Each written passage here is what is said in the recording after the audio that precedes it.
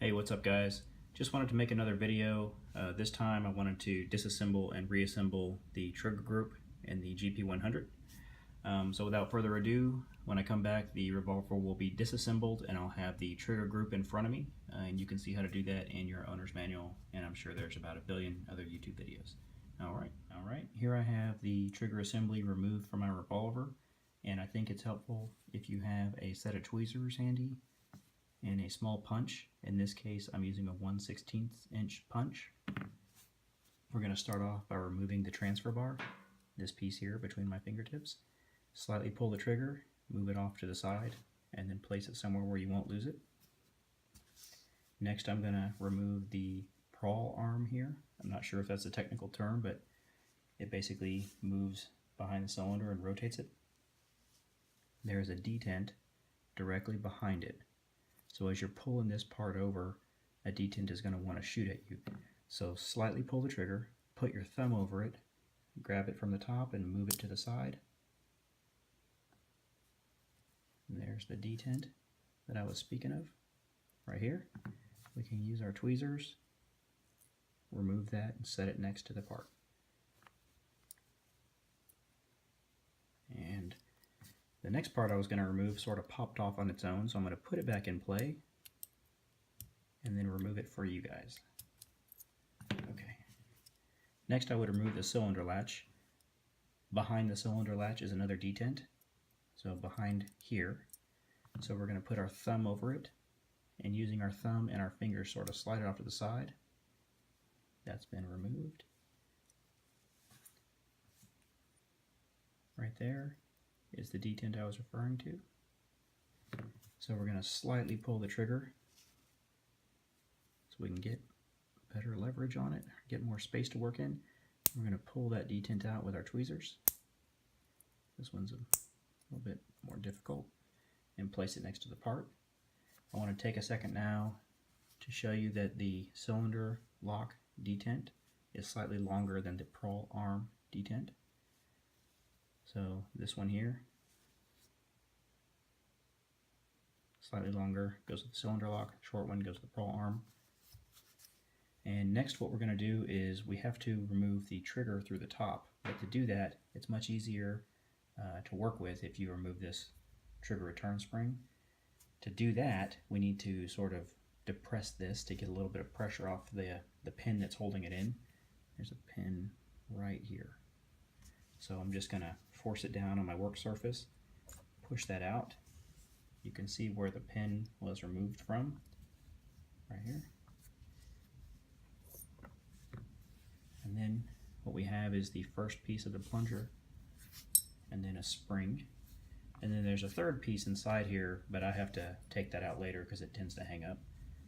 To remove the trigger from the housing, we're going to push this little pin right here. Let that fall through, and you can grab it here and lift it out through the top. And now I'll remove that little last part of the plunger so you can see what that looks like. Alright, place that over here. I want to take a second now to talk about the plunger. It consists of 3 pieces and then a pin that holds it in, so 4 pieces.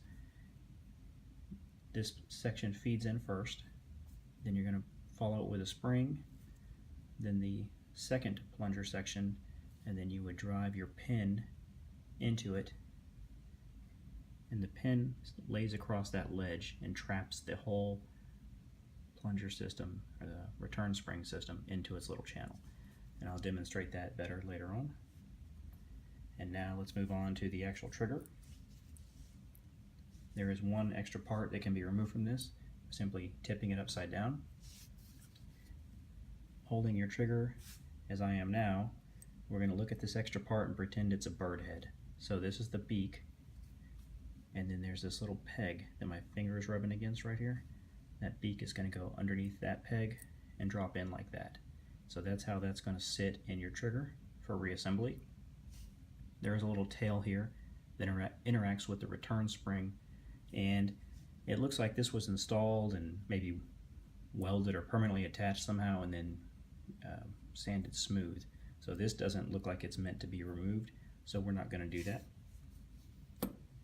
And on your housing here, there is one more plunger right here. I'm not really sure how this comes out, so I can't show you how to remove this. If somebody knows, maybe they can make a video showing how to do it, but I'm unaware how that comes out. Otherwise, this is fully disassembled and ready for reassembly. To reassemble, we're going to start with the trigger return spring. Drop that first section in like so. Follow it with a spring, and we're going to leave these two pieces out for now.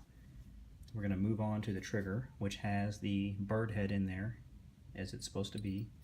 And the key here is when you drop the trigger in, you want this little tail to catch in the channel where the trigger return spring is. So see if I can catch that on camera.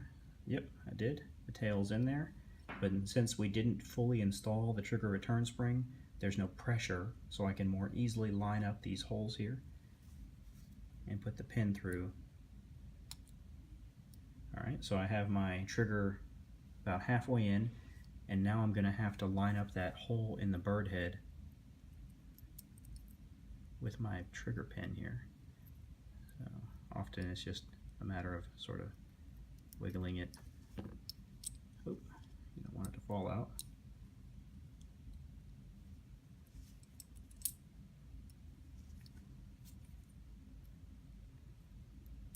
There we go. And our trigger pin is in. So now we can go ahead and complete the trigger return spring assembly. So we want to make sure that the second part of the plunger has that ledge on the top. So we're going to put that in there, use our bench to compress it while we push the pin that traps the whole assembly in through the housing.